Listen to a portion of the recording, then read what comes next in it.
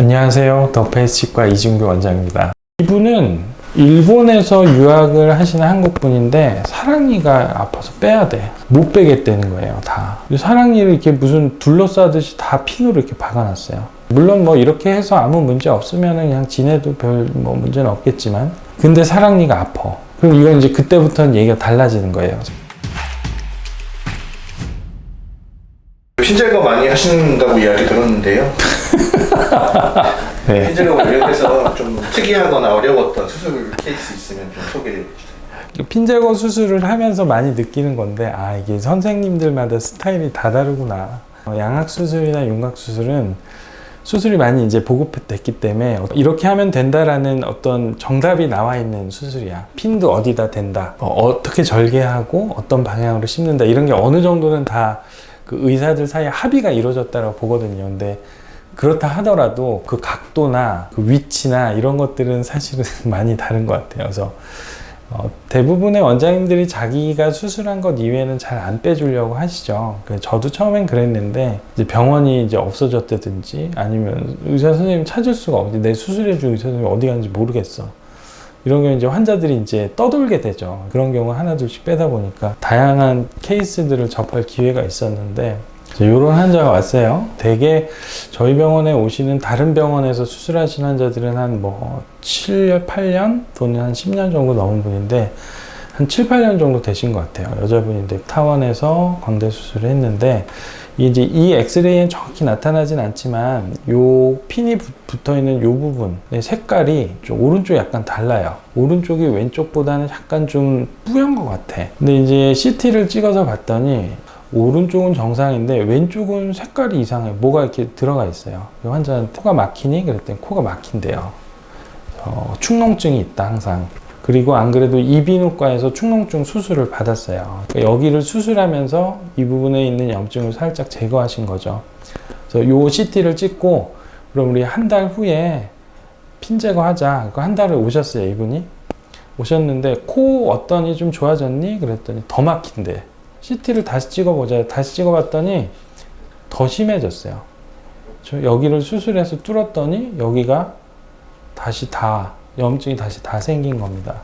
근데 이제 간혹 그런 경우가 있는데, 이렇게 축농증 환자들이 이제 이비인후과 가잖아요. 근데 이비인후과 선생님이 체크를 해볼 때 옛날에 양악 수술했다 또는 광대 수술했다 그러면 그 핀 때문에 염증이 생긴 거일 수 있다라고 얘기를 해서 그 핀 제거를 하러 오시는 분들이 있어요. 실제로 꽤 있는데, 사실 그게 그 핀이 원인이 됐다라고 단정 지을 수는 없습니다. 이 상악동이라는 공간은 원래 약간 지저분한 공간이에요. 바깥에서 들어오는 먼지나 황사 이런 것들을 여기에서 한번 걸르기 때문에 거기에 염증이 생기기도 합니다. 흔히 우리가 이제 감기 걸리면 코가 막힌다, 이런 부분 염증 생기는 거예요.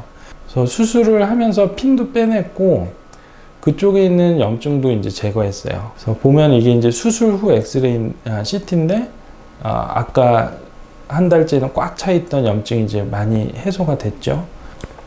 저 환자분 핀 제거하신 이후에 어땠어요?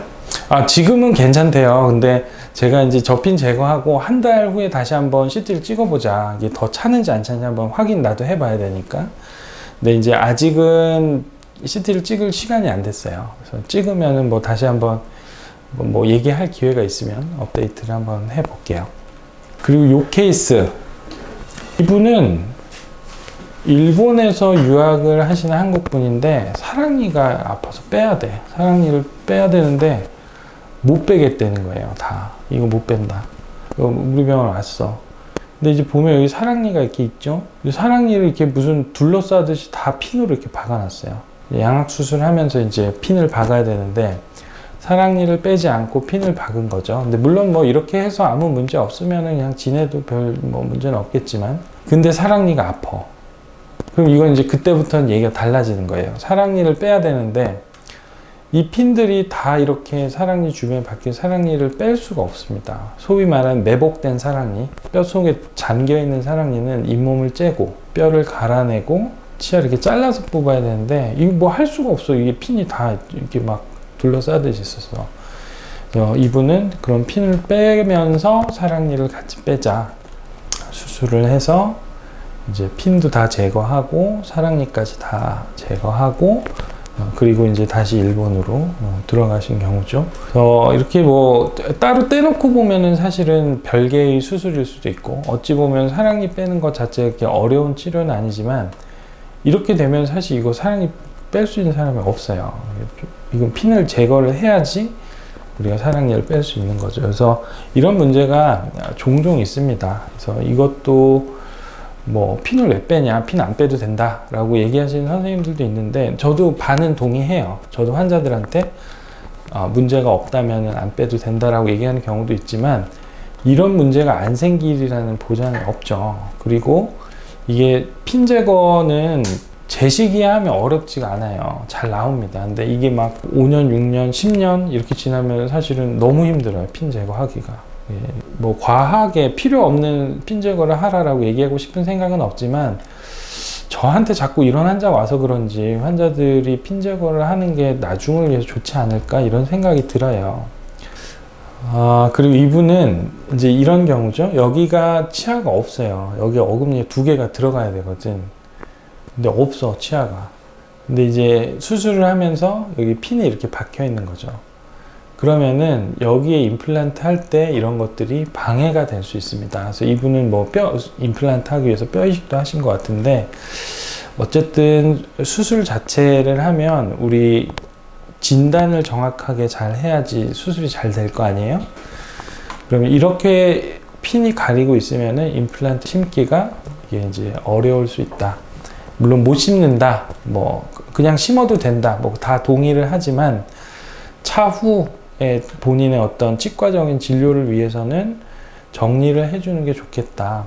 이분이 언제까지 이 치아를 건강하게 쓸지는 알 수가 없죠. 30년, 40년 후에 야, 임플란트하게 핀 좀 빼와. 그러면 그때 30년, 40년 빼기가 어렵습니다. 실제로는 거의 불가능해요. 나이도 그렇고 점점 더 어려워지니까 이렇게 정리를 하고 이제 다른 치과 진료를 하시는 게 좋을 것 같고 이런 경우는 이게 이제 와이어예요. 와이어, 철사. 이 보면은 이렇게 그냥 일반적인 플레이트하고 스크루를 사용해서 수술했는데 이제 수술이 중첩되는 경우가 있죠. 이분은 돌출입 수술했는데 그 전에 광대하고 뭐 턱부 수술을 한 경우, 이런 경우 수술하면 이 돌출입 수술을 위해서 핀하고 플레이트를 사용하기도 했지만 옛날에 수술한 와이어들이 이렇게 이제 남아져 있기도 해요.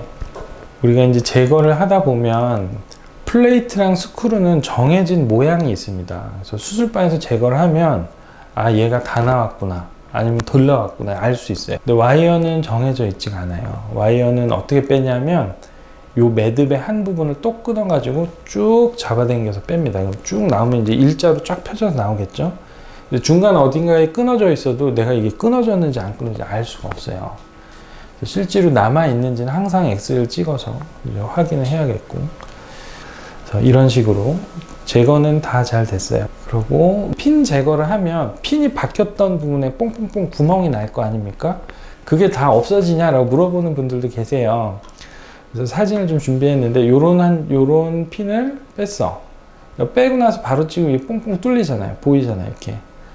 근데 한 6개월에서 1년 지나면 다 뼈로 이렇게 치환이 됩니다. 메꿔지니까 그런 것들은 너무 걱정 안 하셔도 된다.